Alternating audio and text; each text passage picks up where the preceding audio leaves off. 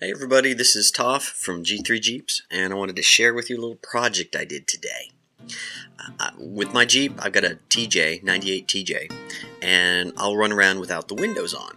Well, my garage remote is basically just laying there. It's just sitting in the cup holder. I stick it on that little dash area. I put it up on the visor, but technically, when I go park and run into the mall and come back out, anybody could have reached in, grabbed that, and been gone, and now they got access to my garage. So, decided I'd solve that.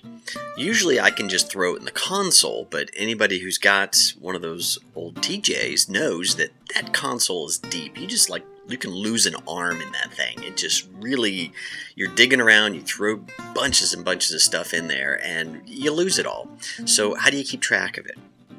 Well, I decided to attach it somewhere, and I like the idea of putting it in the console because I can lock it. So what I did is I took my console, and here I flipped it up, and you can see it's got this little slot in there.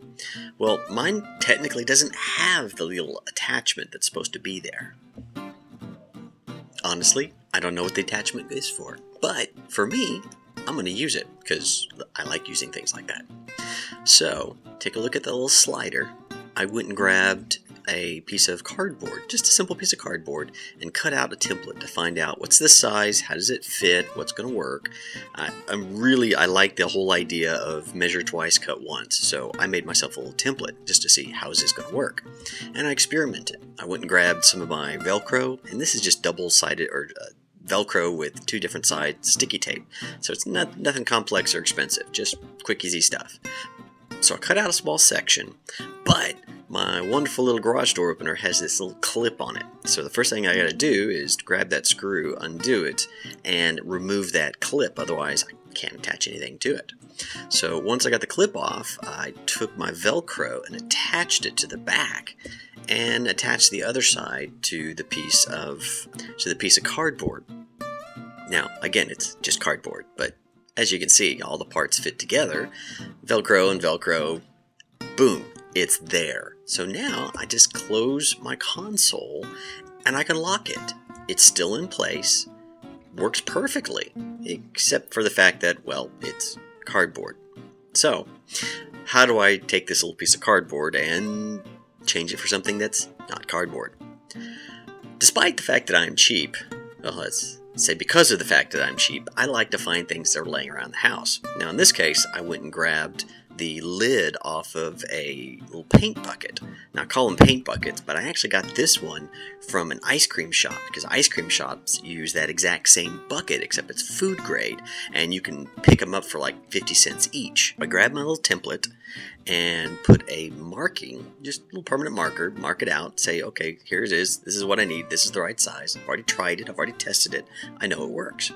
So I grabbed my reciprocating saw. Now you can grab a hacksaw, jigsaw, anything you want to, but the lid on this is just slightly more than a piece, a scissors are going to do. Just unhappy with scissors at this point. Now the inside's not a problem with scissors, but that little ring area section, it's a whole lot faster to grab my reciprocating saw and just buzz it. I mean, literally takes 2 seconds. Just buzz, buzz, and you're done. And just as a side note, that little black strip you see, that's actually a watertight seal. It's a gasket. Save that for later. We're not going to use it on this project, but on different projects, that little rubber gasket can come in handy. And since we're pretty much going to hang on to the other pieces of plastic, because you just never know when you're going to need them, these are all parts that you can put in your little parts bin and use for other projects. Okay, so moving on, we grab our scissors and we cut out the rest, because we just need scissors for this. It's thick plastic, but it's not unbearable with the pair of scissors. Little heavy-duty scissors and you're done.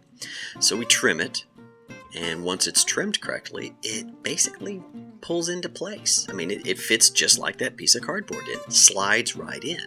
Now, I left a little extra tab on that thing just because it is an extremely tight fit.